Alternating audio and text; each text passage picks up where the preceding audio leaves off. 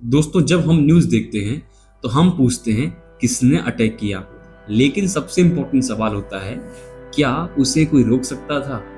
आज यूएस और Venezuela conflict को पॉलिटिक्स के एंगल से नहीं, सिस्टम के एंगल से समझेंगे, क्योंकि असली पावर मिसाइल्स में नहीं, रूल्स को तोड़ने की फ्रीडम में होती है। दोस्तों, रीसेंट रिपोर्ट के अकॉर्डिंग यूनाइटेड स्टेट्स ने वेनेजुला के अगेंस्ट में मिलिट्री एक्शन लिया है। टारगेट्स, टाइमिंग और ऑपरेशन की डिटेल्स अलग अलग सोर्सेस में अलग अलग बताए जा रहे हैं। यूनाइटेड नेशन और कई कंट्रीज ने इस पर कंसर्न एक्सप्रेस किए हैं। न्यूज चैनल्स यहीं रुक जाते हैं। लेकिन दोस्तों, ये सिर्फ सरफेस स्टोरी है। अब थोड़ा सिस्टम को समझते हैं। इंटरनेशनल लॉ के हिसाब से एक कंट्री दूसरी कंट्री पर अटैक सिर्फ तभी कर सकती है जब इमीडिएट सेल्फ डिफेंस का केस हो या फिर यूएन सिक्योरिटी काउंसिल की अप्रूवल हो। ये रूल्स यूनाइटेड नेशन चार्टर में लिखे हुए हैं। अब यहाँ पर कंफ्यूजन होता है, क्योंकि अगर रूल्स क्लियर हैं तो वायलेशन के बाद भी एक्शन क्यों नहीं लिया गया। दोस्तों, यहाँ पर एक अनकंफर्टेबल सच आता है जो टीवी डिबेट्स में रेयरली सुनाई देता है।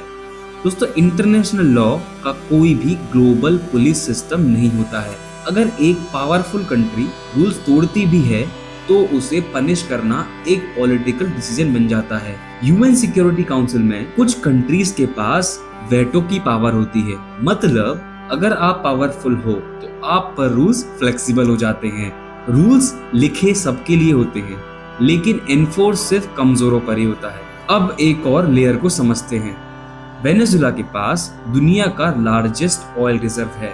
Sanctions, inflation, global energy politics, ये सब डिसीजन के पीछे होते हैं। वर्ल्ड पॉलिटिक्स में मोरालिटी से ज्यादा इंटरेस्ट का रोल होता है। दोस्तों, इसका मतलब ये नहीं कि कोई कंट्री राइट या रॉन्ग है। इसका मतलब है कि सिस्टम न्यूट्रल ही होता है। आप सोच रहे होंगे इससे मुझे क्या। ग्लोबल कॉन्फ्लिक्ट का इम्पैक्ट ऑयल प्राइसेस, इन्फ्लेशन और इकोनॉमी स्टेबिलिटी पर पड़ता है। और सबसे डेंजरस चीज, प्रेसिडेंस। अगर आज रूल्स पावरफुल के लिए ऑप्शनल हैं, तो वो कल किसी और के लिए भी ऑप्शनल ही होंगे। इंटरनेशनल लॉ तभी मीनिंगफुल बन पाएगा जब वो सब पर इक्वली अप्लाई हो। लेकिन रियल दुनिया में इंटरनेशनल लॉ का यूज एक रूल बुक की तरह नहीं होता। ये ज्यादातर एक निगोशिएशन टूल होता है।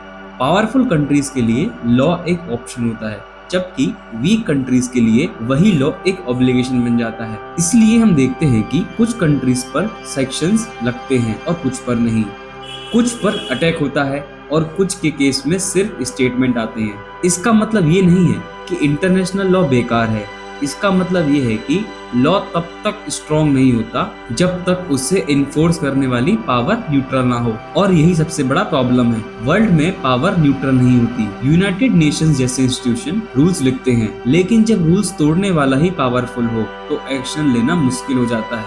दोस्तों, ये वीडियो किसी कंट्री के सपोर्ट में या अगेंस्ट में नहीं, ये सिर्फ एक क्वेश्चन है, क्या दुनिया के रूल्स सच में इक्वल हैं? अगर आपको लगता है सिस्टम को समझना जरूरी है तो ये वीडियो शेयर जरूर कीजिए, क्योंकि क्लैरिटी ही अवेयरनेस का पहला स्टेप होता है। और अगर आपको ये वीडियो अच्छा लगा हो तो लाइक, सब्सक्राइब और शेयर करना मत भूलना। तो आज के लिए इतना ही दोस्तों, मिलते हैं नेक्स्ट वीडियो में। जय हिंद।